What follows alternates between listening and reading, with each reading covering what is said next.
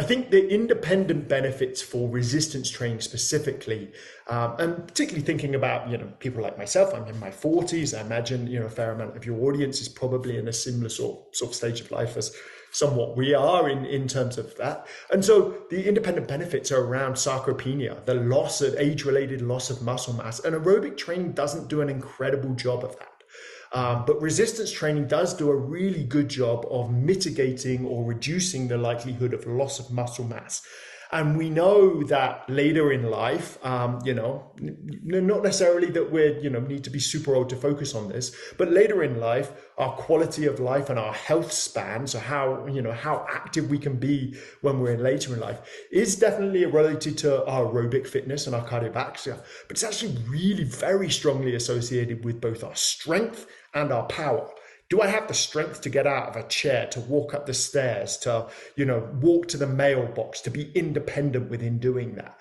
And, so the benefits of strength training for those are very significant and have been shown in the research literature a lot, but you don't need to do a ton. And I think you sort of mentioned, Courtney, how people, might be intimidated or scared, don't want how their body looks. And I think there's unfortunately a lot of misinformations and fallacies. If it was that easy to get bulky, every guy in the gym would have a rocking six-pack, bulging biceps. I'd be it's not that easy. And we think we're going to get weight training, we're suddenly going to get bulky. There are people that are genetically predisposed and luckier to maybe put on muscle mass. But for the average person, you can put on muscle mass or you can put on strength, and you can put on them separately. You can get bigger without getting stronger, and you can get stronger without getting bigger, depending on how you train. But there's also a reasonable amount of evidence that, you don't need to be necessarily going and lifting ridiculously heavy weights. You don't need to go in and loading up a barbell with, your max 1RM, your repetition maximum, the heaviest load you can lift.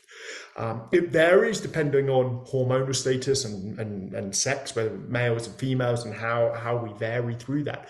But there's a lot of research showing that low load training. So this is like 30 to 50% of your 1RM. So imagine you were doing repetitions that you could do for 20 to 30 reps, not huge weight. It could be body weight squats. Mm-hmm. Doing 20 or 30 sort of that repetition builds muscle mass just as effectively as doing, or very similarly to, some of the very heavy weights. Mm. You have to take it close to failure. So you have to work hard.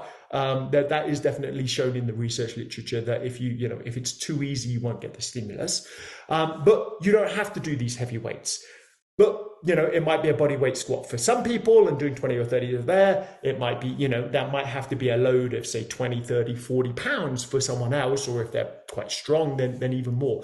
But I don't think that we have to be thinking that we've got to go in, we've got to, we've got to go to the gym. It can be intimidating. Or that we have to go and pick up the heaviest dumbbells or set tonal to the highest possible weight. There's a range of benefits.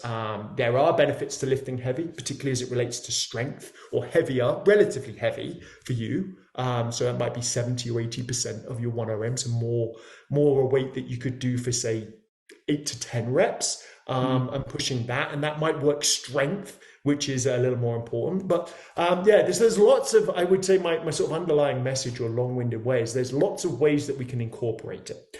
2 times a week, a minimum, is probably good. But whether that's low load training for more of a sort of muscle mass increasing, or maybe more heavier load training, I think there's a lot of variety in there. And the final thing, before I get too convoluted, is the idea of this sort of very common theme around exercise snacks. This idea of micro, less than a minute's worth of exercises, and actually that they have really good function on strength, on power, on your ability to sort of manage cardiometabolic related challenges. And so you can do these small. So you might like to go to the gym or work out on your tonal 2 times a week for 30 minutes, or you might like to walk up and down the stairs 10 times, throughout the day. And there are similar benefits to both styles of training.